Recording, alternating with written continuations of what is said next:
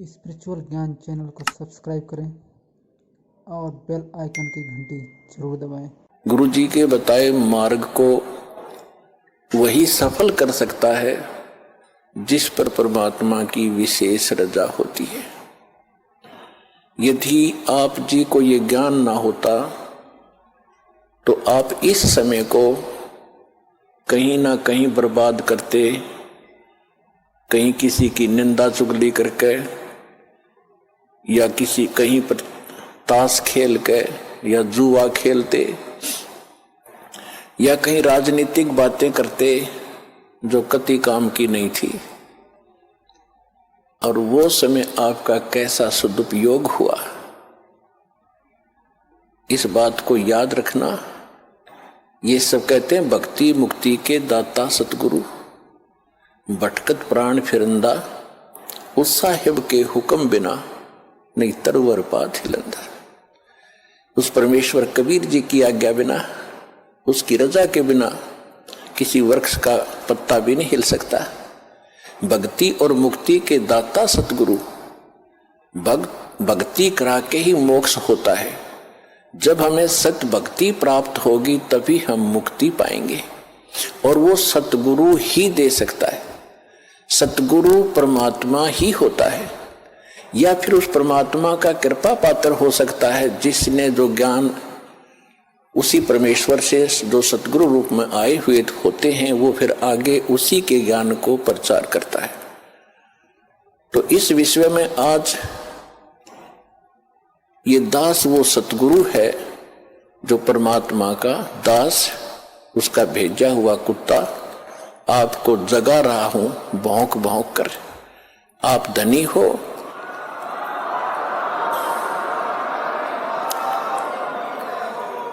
आप धनी हो, पिछले जन्म जन्मांतर के धनों बहुत है आपके पास, पुण्य धन।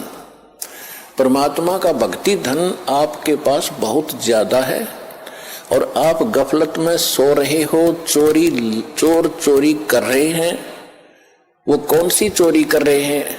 आपको कहीं शराब पिलाकर ये मन और ये काल उस काल का एजेंट है। ये आपको ना जाने कहाँ सांग सिनेमा में ले जा करके वहां आपका समय व्यर्थ कराता है, और कहीं इधर झूठी भक्ति करवा के आपकी भक्ति धन का नाश करवाता है। किसी को आशीर्वाद देते हो, किसी को बद्दुआ देते हो, तो ये आपके भक्ति धन की चोरी हो रही थी। अब ये दास आपको भौंक रहा है गली गली में।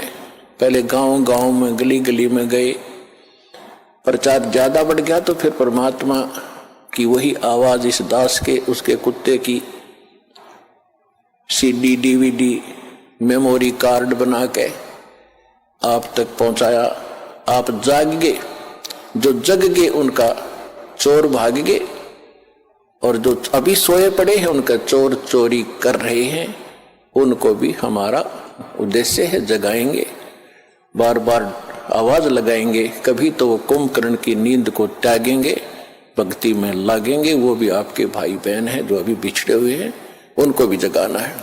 तो आज जो सतगुरु, भक्ति मुक्ति के दाता सतगुरु और भटकत प्राणी फिरंदा, उस साहिब के हुक्म बिना नहीं तरवर पात हिलंदा। वही परमात्मा स्वयं ही अपने उस सुख स्थान को त्याग कर इस सबसे घटिया स्थान काल के लोक में आता है। सह शरीर आते हैं वो दाता, प्रत्येक युग में एक लीला करते हैं। एक बालक रूप में कमल के फूल पर प्रकट होते हैं। कुंवारी गायों से उनके बचपन की परवरिश होती है, और फिर बड़े होकर के वो परमात्मा एक आम नागरिक की भी, अच्छे नागरिक की भूमिका करते हैं और सतगुरु की भूमिका भी करते हैं। और फिर उसके अतिरिक्त दूसरी स्थिति में वो कभी भी प्रकट हो जाते हैं किसी स्थान पर कोई साधु संत रूप बना के। कलयुग के अंदर विशेषकर वो जिंदा महात्मा के रूप में ही प्रकट हुए हैं और अच्छी आत्माओं को मिलते हैं। ये वेदों से भी आपको प्रमाणित कर दिया कि परमात्मा सतलोक में रहता है, और वहां एक सिंहासन पर विराजमान है, तख्त पर।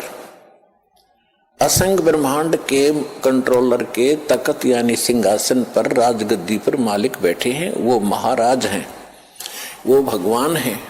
और यहाँ छोटे मोटे टुकड़ों के जो राजा बने बैठे हैं, ये लोक भी नकली, ये राजा भी नकली, इनका अपना अस्तित्व नहीं, कब मर जाए, कब इनका विनाश हो जाए, कहाँ क्या बीमारी हो जाए। तो एक ही भगवान, वही शक्ति, वही मालिक है, वही सतगुरु है, और वही वास्तव में महाराजा है। तो महाराजा की तरह वो परमात्मा सतलोक में विराजमान है।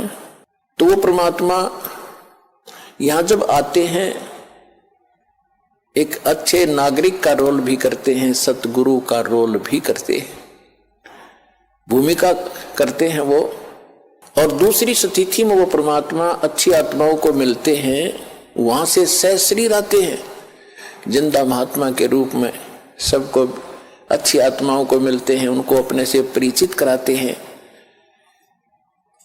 फिर वो पुण्यात्माएं भी परमात्मा की महिमा आंखों देखकर